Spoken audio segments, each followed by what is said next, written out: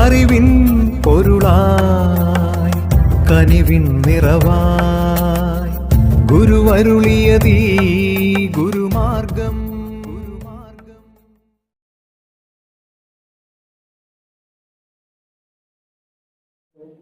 ഇപ്പോൾ നമ്മുടെ ഈ ഭൂമിയിൽ തന്നെ ഒരുപാട് മാറ്റങ്ങൾ വന്നു. ഒന്നുകിൽ അത് പ്രളയമായിട്ട് വരാം, അല്ലെങ്കിൽ ഭൂമികുലുക്കമായിട്ട് വരാം, അല്ലെങ്കിൽ മഹാമാരികളായിട്ട് വരാം. ഇങ്ങനെയുള്ള ഓരോ അല്ലെങ്കിൽ മനുഷ്യർ തമ്മിലുള്ള അടികളായിട്ടായിരിക്കും, അല്ലെങ്കിൽ മനുഷ്യർ തമ്മിൽ ഒരു സ്നേഹമില്ലാതായിരിക്കും. അങ്ങനെയൊക്കെ ഒരുപാട് രീതിയിൽ നമ്മുടെ ഈ ലോകം മാറിക്കൊണ്ടിരിക്കും. ഒരു ഉണ്ടായിരുന്ന സമയത്ത് ശാന്തിഗിരി ആശ്രമത്തിൽ പോകുമ്പോൾ അവിടെ എല്ലാവർക്കും ഒരു സ്നേഹം, സമത്വം ഇതെല്ലാം കണ്ടിരുന്നു. അത് മാത്രമല്ല, ഒരു ആപത്ത് വരുന്നുണ്ട് എന്ന് ഗുരു നേരത്തെ കാണുകയും അതിന് വേണ്ടുന്ന കാര്യങ്ങൾ ചെയ്യുകയും ചെയ്തിരുന്നു. പക്ഷെ ഇപ്പോൾ ഒരുപാട് പ്രശ്നങ്ങൾ വന്നിട്ടും ഇതൊന്നും അറിയാതെ പോവുകയും ചെയ്തു. അതെന്തുകൊണ്ടായിരിക്കും എന്ന് സാറിനൊന്ന് പറയാൻ പറ്റുമോ? പേപ്പട്ടി കളിച്ചാൽ 6 ദിവസം കഴിയും അല്ലെ പേരാണ്. ഇത് പറഞ്ഞ പോലെ നമ്മളിൽ നിന്ന് ഓരോ ക്രിയകള്, അറിവുകേടുകള്, അതല്ലെങ്കിൽ ആധ്യാത്മികമായ കാര്യങ്ങൾ സംഭവിക്കുമ്പോൾ അതിന്റെ റിയാക്ഷൻ ഭൂമിയിലും ജനങ്ങളുടെ ഇടയ്ക്ക് വരാനായിട്ട് സമയം. അങ്ങനെ വരുമ്പോൾ അതിവൃഷ്ടി, സമയമില്ലാത്ത സമയത്ത് അധികമായ മഴ വരും. അപ്പൊ അത് പ്രളയം പോകുന്ന കാരണം അനാവൃഷ്ടി, മഴയില്ലാത്ത സമയം, ഇങ്ങനെയുള്ള ഒരുപാട് കാര്യങ്ങൾ സംഭവിക്കും. അപ്പൊ എന്ത് പറ്റും? സാംക്രമിക രോഗങ്ങൾ വരും, പകർച്ചവ്യാധികൾ വരും, മരുന്ന് കണ്ടുപിടിക്കാൻ കഴിയാത്ത രോഗങ്ങൾ വരും. ഈ രീതിയിൽ മനുഷ്യൻ പല രീതിയിൽ വിഷമിക്കുന്നു. ഇതിന്റെ എല്ലാം കാരണം ആചാരം ദൂരെയായി നമ്മുടെ ആചാരവിശേഷം. ഈ ആചാരങ്ങളെല്ലാം തന്നെ മനുഷ്യ സമുദായത്തെ ഒരു നിയന്ത്രണ വഴിയിലൂടെ വിട്ട് നേരെ നയിക്കാനുള്ളതാണ് സകല ആരാധന ക്രമം, മതവിശ്വാസങ്ങളും മതത്തിലെ പറഞ്ഞു. ഇത് വിട്ട് കഴിയുമ്പോൾ എന്തുമായി? നമ്മുടെ ജീവിതം ആകപ്പാടെ താറുന്നതോ പല്ലും പഴുതെന്ന് പറയുന്നത്. അത് അതിന്റെ പഴുതി കിടന്നാലേ താർന്നു, അല്ലാതെ കൂടെയായിപ്പോയാൽ താർന്നു. ഇതുപോലെ നമ്മുടെ ആചാരവിശേഷങ്ങളെ, കർമ്മബോധങ്ങളെ, കർമാചരണങ്ങളെ ഒക്കെ വഴിപഴിക്കുമ്പോൾ ഈ രീതിയിലുള്ള ഒരുപാട് ദോഷങ്ങൾ. അച്ഛനെയും മക്കളെ, അച്ഛനെയും അമ്മമാരെയും ബഹുമാനിക്കാൻ അറിയാത്ത മക്കളും ഈ അടുത്ത കാലത്ത് ഇപ്പോൾ 3-4 ദിവസമായിട്ട് എന്താ പറയുക, ഈ പ്ലാനറ്റിലെ ജീവിതം കഴിയുമ്പോൾ ആത്മഹത്യ. ഭൂമി ഒരു പ്ലാനറ്റാണ്. ഈ പ്ലാനറ്റിൽ എന്റെ ജോലി കഴിഞ്ഞപ്പോൾ ഇവിടുത്തെ ആത്മഹത്യ ചെയ്യുന്ന അച്ഛൻ വന്ന് എന്നോട് പറയാതെ പറയാം. ഞാൻ പറയുന്നത് ഇപ്പോഴല്ലേ അസുഖം തുടങ്ങിയിട്ട് കുറച്ചായി. തിരുവനന്തപുരത്തെ സ്വന്തം അച്ഛനെ സഹോദരിയെ കേട്ട് സ്ത്രീകളൊക്കെ ഒന്നും സംഭവം ഓർമ്മയുണ്ടോ നടക്കുക. പഠിച്ചെടുക്കാൻ ജോലികളുമായി അതെന്താ ചിരിച്ചോണ്ടിരിക്കുക. പോലീസുകാരെ പിടിച്ചപ്പോ ഞാൻ അവർക്ക് എല്ലാവർക്കും മോചനം കൊടുത്തു. അവരിനി ഇവിടെ കഷ്ടപ്പെടത്തില്ല, അവർ പോയല്ലോ. ഇവന് തോന്നാനുള്ള ആ ചിന്താഗതി വരാനും ചെയ്യാനുള്ള ധൈര്യം വന്ന് എങ്ങനെയാണ്? പൈശാചികമായ ഇൻഫ്ലുവൻസ് ആണ്. ഷാസ് യേശു ക്രിസ്തുവോട് പറഞ്ഞില്ലേ, നീ എന്നെ ഒന്ന് നമസ്കരിക്കുക, ഞാൻ നിന്നെ ലോകചക്രവർത്തി ആകാം, എനിക്ക് അങ്ങനെ ചക്രവർത്തി ആവണം. യേശുക്രിസ്തു അവരുടെ കാലം കുഞ്ഞില്ല. മനസ്സിലായോ? ഇതുപോലെ മനുഷ്യ മനസ്സിൽ കയറിയും ബുദ്ധിയെ സ്വാധീനിച്ച് അതിന് ഒരുപാട് കാര്യങ്ങൾ ചെയ്യും. അതിന് ഗുരു ഉദാഹരണം പറഞ്ഞു, യേശു ക്രിസ്തുവോടെ പിശാചെ നീ മനുഷ്യനെ ഉപദ്രവിക്കാറ്. നമ്മുടെ പുരാണങ്ങളിൽ ഒരു ഗംഭീരമായ കഥയുണ്ട്, നളന്റെ കഥ. നളനിന്റെ നീതി. നളൻ വളരെ വളരെ ധാർമ്മികമായിട്ട് ഒരു ലോകം ധരിച്ച ഏറ്റവും സുന്ദരനായ ഒരു മനുഷ്യൻ. പക്ഷെ അദ്ദേഹം കൈകാൽ കഴിയുമ്പോൾ സന്ധ്യാവന്തനത്തിന് കൈകളേറ്റവും ഉപ്പൂട്ടി ശകലം നനഞ്ഞില്ല, അതിലേക്കൂടെ കൈ കയറി. അശ്രദ്ധയിലൂടെ ഈ പൈശാചികൾ മനുഷ്യനെ സ്വാധീനിച്ച് വേണ്ടാത്തെല്ലാം കഥ ഓർക്കുന്നുണ്ട്. രാത്രിയിൽ രക്ഷയില്ലാതെ വന്ന് സ്വന്തം ഭാര്യകൾ തുണിയെടുത്ത് നിന്ന വളർത്തുകൊണ്ട് നഗ്നയായ ഭാര്യയെ ഉപേക്ഷിച്ച് പോകുന്ന കഥ വെക്കണം. കഥയെല്ലാം നമ്മൾ ഇത് നമ്മുടെ ഓരോരുത്തരെയും ജീവിതത്തിൽ നളനുണ്ട് ധന്യതയുണ്ട്. ഈ കാര്യമെല്ലാം ഇതിന് നമ്മൾ ചെയ്യേണ്ടത് യഥാഹി ധർമ്മസ്യ. ധർമ്മം എന്താണ്? കടമയാണ്. കർമ്മം കൂട്ടിയാണ്. അപ്പൊ നമ്മുടെ കടമയും കർത്തവ്യവും മനസ്സിലാക്കി ജീവിച്ച ഇതൊന്നും സംഭവിക്കത്തില്ല. അത് മറക്കുമ്പോഴാണ് ഈ പ്രശ്നങ്ങളെല്ലാം വരുന്നത്. ഈ കാലഘട്ടത്തിൽ ധർമ്മം എന്ത്, കർമ്മം എന്ന് പറഞ്ഞു തരാനാണ് ആചാര്യന്മാർ വരുന്നത്. അവര് പറയുന്ന കേട്ട് അതനുസരിച്ച് ചെയ്യാൻ നമ്മൾ ബാധ്യസ്ഥരാണ്. ചെയ്യാത്തപ്പോൾ നീ എഴുതിയതോടെ നിന്റെ അമ്മ എഴുതിയ താഴെ അതിന്റെ നിന്റെ അമ്മയാണ്, നിന്റെ അമ്മയെ രക്ഷിക്കേണ്ടത് നീയാണെന്നുള്ള ബോധത്തോടെ ശ്രമിച്ചാൽ നീ അക്കരെ കിടക്കും. അതല്ലെങ്കിൽ വള്ളം അതിന്റെ പണിക്ക് പോകും, നീ നിന്റെ വഴിക്ക് പോയി, അമ്മയുടെ വഴിക്ക് പോകും, നീരോടെ അതുകൊണ്ട് നമ്മൾ ധർമ്മം അനുസരിച്ച് ജീവിച്ചോളാം. ആചാര്യന്മാർ വരുമ്പോൾ അവരെ മനസ്സിലാക്കാനും അറിയാനും അംഗീകരിക്കാനും അവരെ അനുകരിക്കാനും സാധിച്ചാൽ ഈ രീതിയിലുള്ള ദുരിതങ്ങളിൽ നിന്ന് രക്ഷപ്പെടാം. ഇതിൽ നിന്ന് രക്ഷപ്പെടുത്താനാണ് മുമ്പിൽ കൂട്ടി കണ്ടുകൊണ്ട് 40 വർഷത്തിന് മുമ്പ് ബ്രഹ്മശ്രീ കരുണാകര ഉത്പാദങ്ങൾ പറഞ്ഞത് നമുക്ക് വിമോചനമാണ് ആവശ്യം. ഈ ചെയ്തു പോയ കർമ്മദോഷങ്ങളെ ഈ നില ആളുകളെ രക്ഷപ്പെടുത്തി ഇങ്ങനെയുള്ളവന്മാർ ജനിക്കാതിരിക്കണം, അവയെല്ലാം മാറ്റണം. ലോകത്ത് ആർക്കും ചെയ്യാൻ കഴിഞ്ഞിട്ടില്ല. ഭഗവാൻശേഷം പറഞ്ഞ ആത്മാവിനെ മുറിക്കാനോ ചുടാനോ കണ്ടിക്കാനോ പറ്റത്തില്ലെന്നാണ്. പക്ഷെ ജനിക്കുന്നവർക്ക് ഗുണമില്ലാത്തതിനെല്ലാം വാഷ് ഔട്ട് ചെയ്തിരിക്കുകയാണ് ഗുരു. അറിവുള്ളതിന് മുമ്പിലെ എന്റെ മഹത്വം അറിയും. ലോകത്തിൽ ആദ്യ സംഭവം ഇത്, ലോക ചരിത്രത്തിൽ ആദ്യ സംഭവമാണ്. അത് ചെയ്ത് വഴി വ്യക്തമാക്കി തന്നിരിക്കുകയാണ്. ഇനി നമ്മൾ അത് എടുത്തോണം, മറ്റുള്ളവർക്ക് പറഞ്ഞു കൊടുക്കണം. അവരതുകൊണ്ട് രക്ഷപ്പെടും. ഇതിന്റെ പേരാണ് വിമോചനം. എന്റെ കുറച്ചു നാളത്തെ അനുഭവത്തിൽ നിന്ന് ഞാൻ മനസ്സിലാക്കിയ ഒരു കാര്യമുണ്ട്. അതായത് കുറച്ച് അപജയങ്ങളൊക്കെ സംഭവിക്കുന്നുണ്ട്. കുറെ പേര് പറയും അത് ഗുരു അങ്ങ് ശരിയാക്കിപ്പോ. അപ്പോൾ നമ്മൾക്ക് ഇതിനകത്ത് ഒരു പങ്കുമില്ല. അതായത് ഒരാള് അല്ലെങ്കിൽ കുറച്ച് വ്യക്തികള് അല്ലെങ്കിൽ ആരെങ്കിലും ഒക്കെ എന്തെങ്കിലും തെറ്റുകൾ അവരുടെ ഭാഗത്തു നിന്നും ഉണ്ടാകുമ്പോൾ അത് നിങ്ങൾ ചെയ്തത് തെറ്റാണ് എന്ന് പറയാതെ അത് ഗുരു അങ്ങ് ശരിയാക്കും എന്ന് പറയുന്നതിൽ എന്തെങ്കിലും തഴമ്പുണ്ടോ? അതായത് ചോദ്യം വളരെ പ്രസക്തമാണ്. കാരണം ധർമ്മോ രക്ഷിത. ധർമ്മത്തെ നമ്മൾ രക്ഷിച്ചാൽ ധർമ്മം നമ്മളെ രക്ഷിക്കും. ധർമ്മത്തെ നമ്മൾ രക്ഷിച്ചില്ലെങ്കിൽ അധർമ്മം തരുമ്പോൾ നമ്മൾ ഇത് മനസ്സിലാക്കുന്ന വിഷയം. ധർമ്മോ ധർമ്മതി രക്ഷിതമാണ്. അപ്പൊ ഒരു അപജയം ഒരു സംഭവിച്ചാൽ, ഒരു തെറ്റ് സംഭവിച്ചാൽ അത് കണ്ണടക്കാതെ പോയി കഴിഞ്ഞാൽ തെറ്റ് വലുതായി നമ്മളെ ഗുണം. അത് വരാതെ തെറ്റെന്ന് പറയാനുള്ളതായ വിവേകവും തിരിച്ചറിവും ധൈര്യവും നമ്മൾ കാണിച്ചു. ഇത് നിലനിൽപ്പില്ലാതെ. ഉദാഹരണത്തിന് ലോകത്ത് 2 ന്യായം നിലനിൽക്കുന്നു. ഒന്ന് മാർജാര കിശോര ന്യായം. മാർജാരത്തെ പൂച്ചയാണ്, പൂച്ചക്കുട്ടിയുടെ ന്യായം ഒന്ന്. മറ്റൊന്നോ ബാലര കിശോര ന്യായം. ഇത് രണ്ടും നമ്മൾ മനസ്സിലാക്കും. അതായത് ഒരു മരത്തിൽ നിന്ന് മറ്റൊരു മരത്തിലേക്ക് ചാടും. അപ്പൊ ഈ കൊച്ചെന്തോണം അതിനെ അള്ളിൽ പിടിച്ച് കടന്നു പോകണം. അതല്ല ഈ പൊക്കയിലേക്ക് കൊണ്ട് വെച്ചതാക്കി കള്ളൊന്നും ചെയ്യാൻ പറ്റില്ല. അമ്മ എന്നെ രക്ഷിച്ചോളെന്ന് പറയുന്നത് കെട്ടിപ്പിടിച്ച് കിടക്കേണ്ട ആരുടെ ജോലിയാ? പോരന്റെ കൊച്ചിന്റെ ജോലിയാണ്. ഞാൻ പറയുന്നത് ഇത് വളരെ കിശോര ന്യായം. പക്ഷെ പൂച്ചയുടെ ന്യായം തന്നെ. പൂച്ചന്റെയും ഓരോ കൊച്ചിനെയും കടിച്ചെടുത്ത് ഉപദ്രവമില്ലാത്ത ചൂട് നോക്കി അവർ കൊണ്ടാക്കിക്കുന്നു. അപ്പൊ നമ്മൾ എടുക്കേണ്ടത് എന്താണ്? ഗുരു ഒരു വഴി കാണിച്ചു. ആ വഴിയിൽ ആ ധർമ്മം കാത്തു സൂക്ഷിച്ചുകൊണ്ട് മുമ്പോട്ട് പോവുക, അതിനെ സംരക്ഷിച്ചു നിർത്താൻ എന്നുള്ളത് നമ്മുടെ ആവശ്യം. സന്യാസിയുടെ ധർമ്മം പറയുന്നത് മാർജാര കിശോര ന്യായമല്ല, പൂച്ചക്കുഞ്ഞ ന്യായമല്ല, വാനര കിശോര ന്യായം. ഒരിക്കൽ ഗുരു ഒരാൾ വിശേഷിച്ചു ഞാൻ കിട്ടും. വാനര കിശോര ന്യായമാണ് അമ്മക്ക് വേണ്ടത്. സന്യാസിയുടെ വഴിക്കുമ്പോൾ സന്യാസിയെ പിൻപറ്റി അവനെ പിന്തുടർന്ന് അവൻ പറയുന്നതിലേക്ക് ജീവിക്കേണ്ടത് മനുഷ്യന്റെ ആവശ്യമാണ്. അല്ലെങ്കിൽ കൊച്ചു അഗാധമായി കൊക്കെ പോയാലും കൂടാതെ. അപ്പൊ ധർമ്മത്തിന് ചുതി സംഭവിച്ചാൽ, ധർമ്മം പിഴച്ചാൽ അത് തെറ്റാണെന്ന് പറഞ്ഞ് അതിനെ തിരുത്തി നേരെ കൊണ്ടുപോകുക, ബാക്കിയുള്ളവർക്ക് നേരെ വഴി പോകാനുള്ള വഴി കാണിച്ചത് നമ്മൾ മനുഷ്യധർമ്മമാണ്. അതിന് ന്യായം പറയും. ഗുരു ഒന്നെല്ലാം തൂത്തുകൊടുത്ത് വൃത്തിയായിരിക്കണമെന്ന് പറഞ്ഞെങ്കിൽ അവൻ മനുഷ്യനല്ല, അവൻ ഗുരുവില്ല എന്നേ പറയും. ഗുരു അന്ന് തൂത്തുകൊടുത്ത് വൃത്തിയാക്കി വഴി കാണിച്ചിട്ട് പറയും. ആ വഴിയിൽ ഇനി എച്ചിൽ വാരിയിടാതെ, ആൾക്ക് അമേദ്യം വാരിയിടാതെ തൂത്ത് വൃത്തിയാക്കേണ്ടത് കുറെ പോകുന്ന ഒരാവശ്യമാണ് പഠിച്ചത്. ഒരു ദിവസം ഇത് മനസ്സിലാക്കും. ബ്രഹ്മശ്രീ കരുണാകര ഗുരു സന്യാസം സ്ത്രീകളെയും പുരുഷന്മാരെയും എടുക്കുന്നുണ്ട്. അപ്പൊ അവർക്ക് സന്യാസം എങ്ങനെയാണ് എന്നാണ് ഗുരു പറഞ്ഞു കൊടുത്തിരിക്കുന്നത്. ഗുരു അതിനെ കുറിച്ച് വളരെ വിശദമായിട്ട് സംസാരിച്ചിട്ടുണ്ട്. സന്യാസം എന്ന് പറഞ്ഞ വാദ്യം സ്വയം നശിക്കുക. നമ്മളെ അറിയാനുള്ള ശ്രമമാണ്. അതിനുള്ള ശ്രമമാണ് ആ ശ്രമം. അതായത് ഒരു കുടിൽ കിട്ടിയാൽ ഒരു വീട് വെച്ച് അതിനകത്ത് ദേഷ്യത്തെ കിട്ടിയത് വേണ്ടുന്നെല്ലാം കഴിച്ച് വേണ്ടുന്നവരെ കഴിച്ചു പോകുന്നല്ല സന്യാസം. സന്യാസം എന്ന് പറഞ്ഞാൽ എന്താണ്? ഈ പ്രകൃതി കുറിച്ച് ജീവിക്കുക.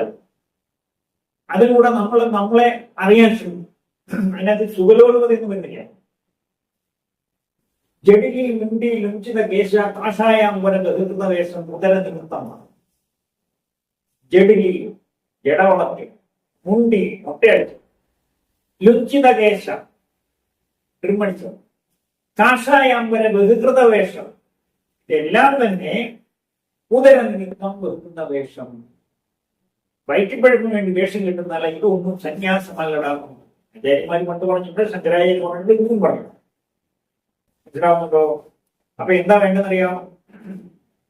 എനിക്ക് ഭാര്യ എന്നാലും മക്കളും ഇന്ന് ഞാൻ തന്നെയാണ് എന്റെ വസ്ത്രം കഴുകുന്നത്, എന്റെ പാത്രം കഴുകുന്നത്. മനസ്സിലായി? അവരോടൊപ്പം ചെന്നാലും എന്റെ വസ്ത്രം കഴുകുന്നത്, ഞാൻ ഒഴിക്കുന്ന പാത്രം കഴുകുന്നത് ഞാൻ തന്നെയാണ്. എവിടെ നീട്ടി ഈ പാഠം? ഇത് എനിക്ക് സന്യാസം തോന്നുന്നു. ഇത് വേറെ ആർക്കും കിട്ടില്ല, എനിക്ക് മാത്രമേ തോന്നുന്നു. അപ്പൊ സന്യാസി എങ്ങനെ ഇരിക്കണമെന്ന് എന്നോട് പറഞ്ഞത്. ഞാൻ അങ്ങോട്ട് ഇങ്ങോട്ട് ആ കാര്യം കഴിവിന്റെ അത്ര എല്ലാവരും ഈ പറയും, കഴിവിന്റെ അത്ര ഇതനുസരിച്ച് തന്നെ പോകും. അതായത് ആഡംബര വസ്തുക്കള്, രുചി കൂടുതൽ വരുന്ന ഭക്ഷണങ്ങള്, കൂടുതൽ പോഷിപ്പിക്കുന്ന ഭക്ഷണങ്ങൾ, ഇതൊന്നും സന്യാസിക്ക് പറഞ്ഞിട്ടില്ല. പറഞ്ഞു മനസ്സിലാക്കണം. നമ്മൾ ഈ നിരാഹാരം വരും, പട്ടിണി അടക്കുക എന്നല്ല എന്റെ അർത്ഥം. വിഷയാതിവർത്തന്തി നിരാഹാരസ് ഉച്ചതേ. നമ്മുടെ വിഷയസുഖങ്ങൾ അറിയാമോ? ഈ വിഷയസുഖങ്ങളെ ത്യജിച്ചുള്ള ജീവിതത്തിനാണ് നിരാഹാരം എന്ന് പറയുന്നത്. ആയുർവേദിക് കേട്ടിരിക്കും. ഇതാണ് വിഷയാതിവർത്തന്തേ നിരാഹാരസ്യ ഉച്ചതേ. അല്ലാതെ പട്ടിണി കിടക്കുമ്പോൾ രാത്രി ലൈറ്റ് അണച്ച് പെട്രോൾ വാങ്ങിച്ചിട്ട് ടോർച്ചിനകത്ത് ഏത്തപ്പഴം ഉണ്ടെന്ന് ആരും കാണാൻ തിന്നുന്നതല്ല നിരാഹാരം. നമ്മുടെ ജീവശക്തിയെ ഉദ്ദീപിച്ച് വർദ്ധിപ്പിച്ച, ആ മനഃശക്തി വർദ്ധിപ്പിച്ചാൽ നമ്മൾ വിചാരിക്കുന്ന കാര്യത്തിന് പ്രകൃതി വിധേയമാവും. അതാണ് നിരാഹാരം. അപ്പൊ സന്യാസമോ, ഞാൻ എവിടുന്ന് വന്നു, ഞാൻ ആരായിരുന്നു, ഞാൻ ഇപ്പൊ ആരാണ്, എനിക്ക് നാളെ ആരാകണം എന്ന് അറിയാനുള്ള വഴി തെളിഞ്ഞു കിട്ടാനുള്ള ജീവിതക്രമത്തിനാ സന്യാസവും പറയും. ഇത് പറഞ്ഞുകൊണ്ട് ഒരു കടലാശേഷം താഴെ വീണ് അത് മറ്റൊരുത്തിനെ കൊണ്ട് എടുപ്പിച്ചാൽ അടുത്ത ജന്മം അത് തിരിച്ചെടുത്തു കൊടുക്കാൻ വേണ്ടി നീ ജനിക്കുമ്പോഴാണ് പറഞ്ഞു. ഇങ്ങനുണ്ട് കർമ്മത്തിന്റെ ആ ഒരു വ്യാഖ്യാനം പറയാനുണ്ടോ? നമ്മുടെ കയ്യിൽ ഒരു സാധനം താഴെ വീണത് നമ്മൾ എടുക്കാതെ മറ്റൊരുത്തിനെ കൊണ്ട് എടുപ്പിച്ചാൽ അടുത്ത ജന്മത്തെ അവൻ ജനിക്കണം, നീ ജനിക്കണം, അവനത് എടുത്തു കൊടുക്കണം. അതുവരെ നീ പല ജന്മങ്ങൾ തുടരും. ഇതിനപ്പുറം ഒരു കർമ്മത്തെ കുറിച്ച് എങ്ങനെ വ്യാഖ്യാനിക്കും? അപ്പൊ നമ്മുടെ സുഖബോധങ്ങൾക്ക് വേണ്ടി, നമ്മുടെ സ്വാർത്ഥലാഭത്തിന് വേണ്ടി മറ്റുള്ളവരെ ഉപയോഗിക്കുകയും വഴിതെറ്റിക്കുകയും നശിപ്പിക്കുകയും ചെയ്താൽ അതിന്റെ ഫലത്തെ കുറിച്ച് നമ്മൾ എന്തോ പറയുന്നത്? ആലോചിച്ചോ. അല്ല, ഒരു ചെറിയ ഉദാഹരണം ഞാൻ പറയാം. ഒരു ദിവസം എന്നെ വിളിച്ചോടെ, എനിക്ക് നാളെ കാണാനില്ല, തിരഞ്ഞെടുത്ത് നീ പറഞ്ഞു കൊടുത്ത് ഇവിടെ അവർക്ക് വേണ്ട പോകാതെ ഇവിടെ കഴിയട്ടെ. ഞാൻ ഒരിക്കലും അങ്ങനെ പറഞ്ഞിട്ടില്ല. ഈ 20 കൊല്ലത്തിനിടയ്ക്ക് വെച്ച് ഒരു ദിവസം പോയി എനിക്ക് വെയ്യാടായിരിക്കുന്ന ആരെങ്കിലും ഇവിടെ പറഞ്ഞിട്ടില്ല. സത്രത്തില്ല. അങ്ങനെ ഇരിക്കാവുന്ന കുറെ ആൾ വന്നു, ഞാൻ അവരോട് സംസാരിച്ചു. ഞാൻ പറയുന്നത് ഒരു സുഖമില്ല, ഇന്ന് കാണുന്നതിന് ബുദ്ധിമുട്ടാണ്, നിങ്ങൾ ഭക്ഷണം കഴിക്കുക, പോയപ്പോ മുതൽപ്പോ അല്ലാതെ ഇരിക്കുന്നവനാണ്. ഒരു തള്ളി ഷെട്ടിൽ കൊടുക്കുന്ന സാറേ എനിക്കില്ല, ഞാൻ തെറ്റില്ല, എണ്ണിക്കാൻ ഇറക്കം ഭക്ഷണം കഴിച്ചിട്ടില്ല. ഈ കണ്ടീഷനിൽ നമുക്ക് ഒരു പറയുകയും ചെയ്തിട്ടുണ്ടായിരുന്നു. അതല്ലേ ഈ കാണും നോക്കാം, കാണുന്നതെന്ന് പറയാൻ ഞാൻ വരാം, നിങ്ങളുടെ അവകാശം. പക്ഷെ എനിക്ക് എന്തായാലും ഭക്ഷണം കഴിക്കാൻ പറഞ്ഞു. ഇയാളെ ഭക്ഷണം ഉടനെ ഗുരു എന്നെ ഇവിടെ ഒരു കളി സെറ്റിട്ട് കൊടുത്ത പോയിട്ട് പൂരം തരവനെ പോയിട്ടുള്ളൂ, നീ ഓടിച്ച നിമിഷം തോന്നും. ഞാൻ ഓടി. അപ്പൊ അയാൾ അവിടെ എത്തി ഞാൻ വിളിച്ചു താങ്ങി ഇരിക്കുക, ഇങ്ങനെ പിടിച്ച് പറയുന്നു, സംസാരിക്കാൻ. ഞാൻ ഒരു സ്വാതന്ത്ര്യം തന്നപ്പോൾ ഒരു സംസാരിക്കുമ്പോൾ ഞാൻ കിടക്കുന്നത് അത് കട്ട് ഷോട്ട് ചെയ്യും, അല്ലെങ്കിൽ ഡയബറ്റിക്. പക്ഷെ ഒന്നും പറഞ്ഞിട്ടില്ല. അതുകൊണ്ട് പലരും എന്നോട് ചോദിച്ചിട്ടുണ്ട്, എന്നെ അറിയാവുന്ന പോലെ ഇവിടുത്തെ ആർട്സിന്റെ വലിയ പ്രബോധനം സംസാരിക്കണം. ഗുരു സംസാരിക്കണം എന്നോട് ഇടയ്ക്ക് എനിക്ക് ചാൻസ് നോക്കിയാൽ അങ്ങനെയൊക്കെ സംഭവം ഉണ്ടായിട്ടുണ്ട്. 4 മണിക്കൂർ. അത് കഴിഞ്ഞ് ഞാൻ പല പ്രാവശ്യം ഇടയ്ക്ക് ഇറങ്ങുമായി. ഗുരു പറഞ്ഞു, ഇങ്ങനെ പോകുന്നത് കിട്ടാൻ നല്ല വിഷമം ഉണ്ടായില്ലേ? ഞാൻ വിഷമം ഉണ്ടായി. ഗുരു സംസാരിക്കേണ്ടി എപ്പോഴായിരുന്നു ഞാൻ വിഷമിച്ചിട്ടൊക്കെ എണ്ണം നീളാണ്. അവനെ വിളിച്ച് സംസാരിക്കാതിരുന്നെങ്കിൽ അവൻ ഇന്ന് ആത്മഹത്യ ചെയ്തതിന് പോയത് അതിനായിട്ടാണ്. നമ്മളെ കാണാൻ വന്ന് കാണാത്ത ഒരു ജീവൻ നഷ്ടപ്പെട്ടാൽ അതിന്റെ വേദന നിനക്ക് മനസ്സിലാവുക. ഞാൻ അതുകൊണ്ട് പ്രസാദത്തിൽ എങ്ങനെ എനിക്കാൻ ഏത് വിശ്വസിക്കുന്ന ഗുരു പറയാനുണ്ടാ അവൻ പോയി അതിനെ വിളിച്ചുകൊണ്ടാ ഞാൻ സംസാരിക്കുന്നത്. ഒരു മനുഷ്യന് പോലും ഏതെങ്കിലും രീതിയിൽ ഒരു ആശ്വാസം പകരാനുള്ള സമ്മതം കിട്ടുമെങ്കിൽ അത് ഉപേക്ഷിച്ചു. ഇതാണ് സന്യാസം. മനസ്സിലായില്ലേ? പറഞ്ഞു മനസ്സിലായി? എന്റെ കാല് വേദനിക്കുന്ന സാരം ഇങ്ങോട്ട് വെക്കുക, കാല് ഞാൻ നിന്റെ മോളിൽ കെട്ടുന്നു പറഞ്ഞാൽ അതല്ല സന്യാസമാണ്. ഇതിന്റെ ശരിയായ മലയാളം സ്വാർത്ഥത എന്നാണ്. പറഞ്ഞു മനസ്സിലാവുന്നുണ്ടോ? സന്യാസി ചെയ്യേണ്ടത് അവൻ മുന്നേറ്റം, അതായത് വിദ്യാർത്ഥികൾ ലക്ഷണം പറയുന്നുണ്ട്. അല്പാഹാരം, വയർവിത്താഹാരം കഴിക്കരുത്, ഉറങ്ങിപ്പോകും, ജീർണ വസ്ത്രം, വിലക്കൂടിയ വസ്ത്രം ധരിച്ചൂടാ, അഗ്നായി പോകും, ശ്വാനനിദ്ര, പട്ടി ഉറങ്ങുമ്പോൾ നാളിൽ നടക്കുന്നത് കണ്ണു നോക്കും, ബഗക്ഷ, പൊക്കിങ്ങനെ ഒരു കാര്യം കണ്ണുടച്ചിരിക്കും, പക്ഷെ നീ വരുമ്പോ ഇരിക്കും. പറഞ്ഞു മനസ്സിലാകുമ്പോ ഇതേപോലെ സന്യാസി എപ്പോഴും ജാഗരൂകനായിരിക്കണം. എന്താണ് ജാഗരൂകനായിരിക്കണം? തമിഴ്നാട്ടുകാർ പറയും ഗമനി ഗമനി, ഗമനിച്ചോളാം, ശ്രദ്ധിക്കാം. ഇതുപോലെ ഓരോ നിമിഷാനുനിമിഷം പ്രകൃതി എന്ത്, എന്റെ ജീവിതം എന്ത്, ഞാൻ എങ്ങോട്ട് പോകുമെന്ന് ചിന്തിച്ചുകൊണ്ട് പോകുന്നതിന് മാത്രമേ സന്യാസിയാവാൻ പറ്റും. പറ്റും. പിന്നെ വേഷം, ദീക്ഷയിൽ യോഗ്യത ഉള്ളവനെ നീ ദീക്ഷ കൊടുക്കും. അല്ലാതെ ദീക്ഷ കൊടുത്താൽ കൊടുത്തവനും പോയി ആ വാങ്ങിച്ചവനും പോയി അർത്ഥം വരും. സന്യാസ ദീക്ഷ കൊടുക്കുക വെച്ചാൽ അവന്റെ ഈ പൂർവ്വജന്മാർജിതമായ സകല കർമ്മദോഷങ്ങളെ ഏറ്റെടുത്തുകൊണ്ട് അവന് പുതിയ വഴി കാണിച്ചു കൊടുക്കുക ദീക്ഷ കൊടുക്കലേ. അല്ലാതെ മുക്കാൽ മുഴങ്ങും പുണ്യൊന്നും ചെയ്യുക ഞാൻ തരാമെന്ന് പറഞ്ഞാൽ അതിന്റെ പേര് സന്യാസം എന്നല്ല, വേറെ പേര്. പറയുന്നത് മനസ്സിലാവുന്നുണ്ടോ? കുറുവൻ ഉദാഹരണം പറഞ്ഞിട്ടുണ്ട്. എടാ തെങ്ങിന്റെ മടലെ പിടിച്ചെടുക്കുന്നവന്റെ കാലെ പിടിച്ചെടുപ്പോ ഓർമ്മിപ്പിച്ചു. മടല് പഴക്കും കുത്തുവരും, മടലെ പിടിച്ചവനും കാലെ പിടിച്ചവനും ഒരേ കിട്ടിയ കാരണമുള്ളൂ. ഇതുപോലെ ജ്ഞാനോ നിങ്ങളോ ഉണ്ടാക്കുന്ന നിയമമല്ല, പ്രപഞ്ച നിയമമാണ്. വാവ് ഉള്ളവന് വലുള്ളവന് വാവ് വരുമ്പോൾ വലു കൂടും. പഠിക്കേണ്ട കണ്ടു നോക്കണ്ട. ഞാനത് വിശ്വസിക്കുന്നില്ല എന്ന് പറഞ്ഞാൽ വലു കൂടണം. കറണ്ട് ഓടുന്ന കമ്പ്യൂട്ടർ നോക്കിയ കറണ്ട് കാണത്തില്ല, ലൈറ്റ് ഒരു ഫാനോ കാണും. ഇതിലൊന്നും കമ്പ്യാന്ന് പിടിച്ചാൽ ദൂരോ. ഇതുപോലെ പ്രപഞ്ച നിയമങ്ങളുണ്ട്. ഞാൻ നിങ്ങളോട് പറഞ്ഞേ, പ്രപഞ്ച നിയമങ്ങളുണ്ട്. അതറിയാനും അനുസരിക്കാനും നമുക്ക് തയ്യാറാണ്. പറയാം. അതായത് സന്യാസി ഒരിക്കലും സുഖലോകത്തെ ചിന്തിക്കാൻ പോലും പാടില്ല. അതിനൊരു പ്രത്യക്ഷ ഉദാഹരണം നമ്മുടെ മുമ്പിൽ നമുക്ക് ഒരു ചൂട് സഹിക്കത്തില്ല, ചൂടുപടത്തില്ലല്ലോ. ഇടയ്ക്കിടയ്ക്ക് തുണി ഞാൻ ചൂടിന് ശരീരം കുറയും ചൂട് സമയത്ത്. അപ്പൊ അവിടെ ജ്യോതിർമേൻ സ്വാമി എന്ന് പറഞ്ഞ സിംഗപ്പൂരിൽ നമ്മൾ സ്വാമി ഉണ്ടായിരുന്നു, കരിയിലാണ്. അദ്ദേഹത്തിന് ഗുരുവിന്റെ ഈ ചൂട് സഹിക്കാൻ വേണ്ടി പരിഹാരം ഉണ്ടാകുന്നത് ഒരു ഏഷ്യയും കിട്ടി. അന്ന് ഗുരു എറണാകുളത്ത് നിന്നോ പോയി തിരിച്ചു വരുമ്പോഴായിരുന്നു കിറ്റ് ചെയ്തത്. ഗുരു ചോദിച്ചു എന്തോടായത്? അപ്പൊ ഈ ചൂട് കുറഞ്ഞ സാധനം ആരാണ് വിളിക്കാറുണ്ട് ജ്യോതിർമേൻ. ഇപ്പൊ ഇത് മാറ്റിക്കണം, എനിക്ക് ഇങ്ങനെ ചെയ്യാവുന്നത് മാത്രം മാറ്റിക്കോ. അതിന് രണ്ട് കാര്യമുണ്ട്. ഒന്ന്, ഗുരുവിന്റെ ലളിത ജീവിതം കണ്ട് മനസ്സിലാക്കി പോകുന്ന ഒരു പരമ്പരയെ നമ്മളൊക്കെ. അപ്പൊ അത് ഗുരു ഏശിക്കുന്നതുകൊണ്ട് നിങ്ങളൊക്കെ തലയ്ക്കണം മുണയിക്കോ അല്ലെങ്കിൽ മരുന്ന് വയ്ക്കണമെന്ന് പറഞ്ഞ കാര്യം നടക്കും. രാമകൃഷ്ണദേവന്റെ അടുത്ത് ഒരു അമ്മ വന്ന് പറഞ്ഞു, സ്വാമി എന്റെ മോൻ ശർക്കര തിന്നു അമ്മോട് പറയുന്നു. സ്വാമി പറഞ്ഞാൽ ഒന്ന് ഒരാഴ്ച കഴിഞ്ഞു. ഈ അമ്മ ഒരാഴ്ച കഴിഞ്ഞു വന്നു. അപ്പോഴും പറയുന്നത് 10 ദിവസം അമ്മ പോയി. പിന്നെയും പറഞ്ഞു ഒരാഴ്ച. സ്വാമി എന്താ ഈ ഇല്ലാത്ത വയസ്സായ ഞാൻ ഈ ശർക്കര ചേർന്ന് മരുന്ന് കഴിച്ചു അത് തീർന്നില്ല. ഇനി ഒരാഴ്ച കഴിഞ്ഞാൽ അത് കഴിച്ചുകൊണ്ട് അവർ കൊച്ചുകൊണ്ട് ശർക്കര എടുത്തിരുന്നു. അതെങ്ങനെ നിർത്തും? അതുകൊണ്ടാണ് ഞാൻ പറഞ്ഞത്. കാരണം എന്ന് പറഞ്ഞോലെ ഗുരു AC ഇരുന്നുമ്പോൾ നിങ്ങളാരും AC ഉപയോഗിക്കണം പറഞ്ഞാൽ ലോകത്തെ നടപ്പാവും. ഗുരുവിനെ പോലുള്ള പറയാനോ ചിന്തിക്കാനോ കഴിയില്ല. സന്യാസമാണോ? അല്ല. ഇപ്പൊ പ്രയാഗരാജില് ഉപകരണമാണ്. സന്യാസിമാർക്ക് ഹിമാലയത്തിലൊക്കെ പോയിട്ട് ഊതുണി ഇല്ലാതിരിക്കുന്ന ആളെ കണ്ടിട്ടുള്ളവരുണ്ട്.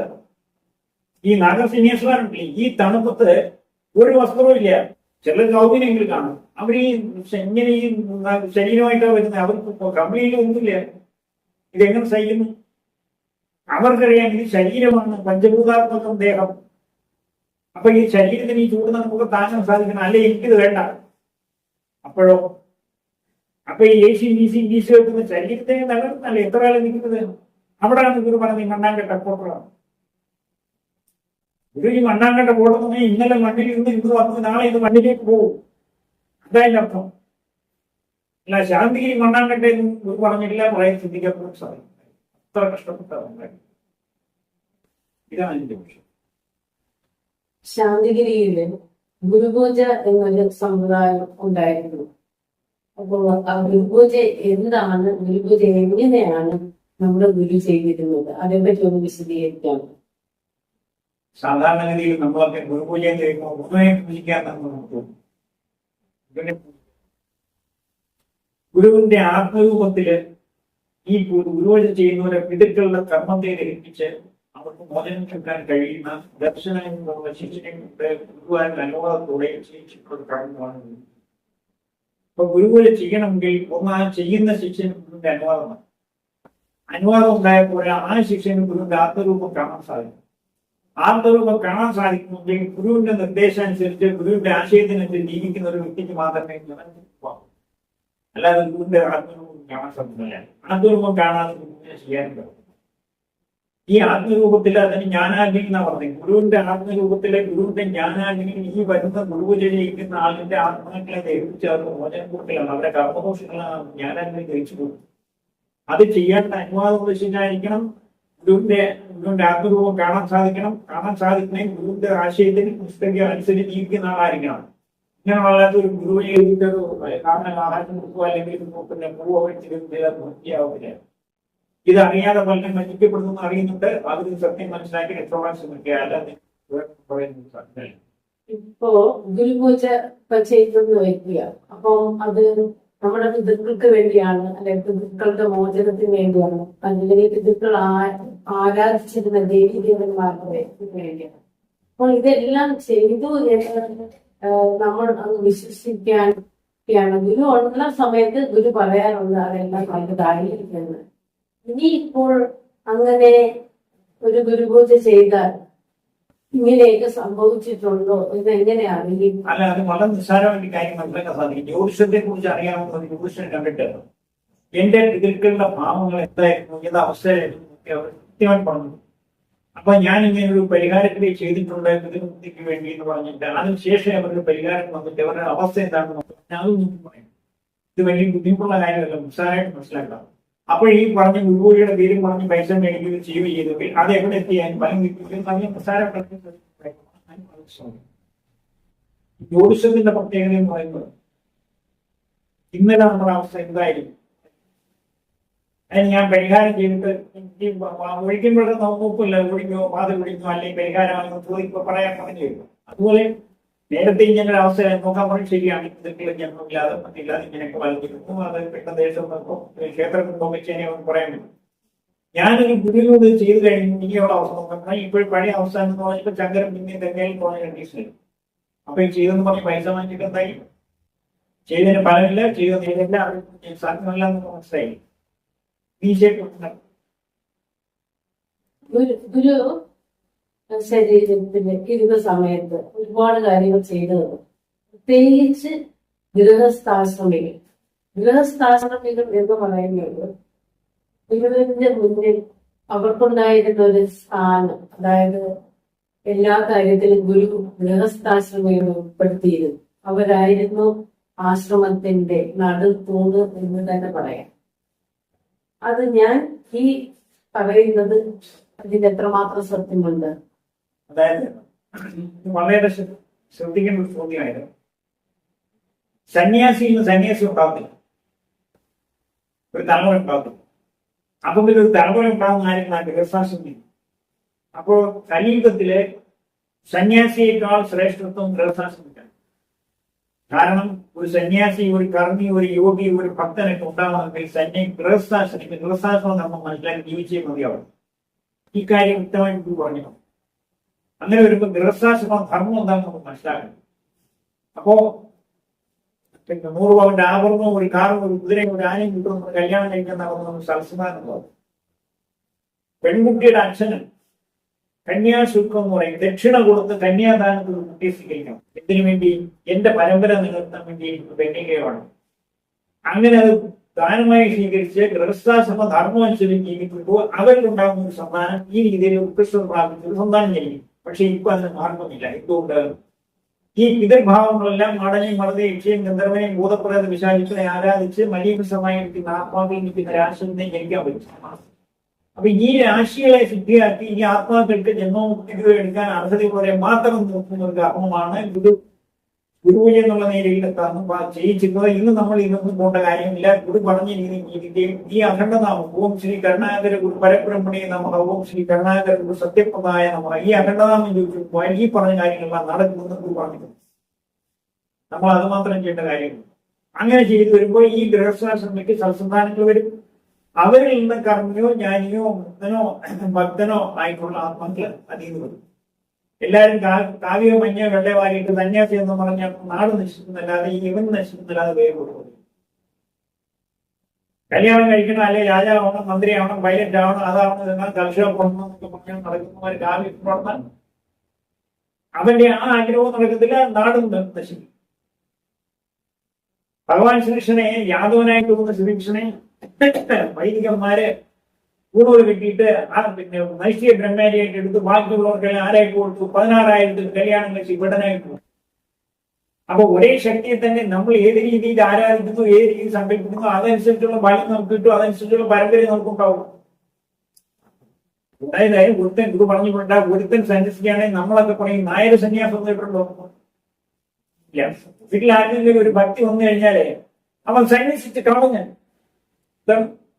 ഒരു കൊച്ചനോടാണ് അവനങ്ങ് സന്യസിച്ച് കളഞ്ഞ് എന്തോടാ കളഞ്ഞ് വർക്ക്ഷോപ്പിൽ പോയി കുടുംബം കളയല്ല, അതാണോടാ കളഞ്ഞ്.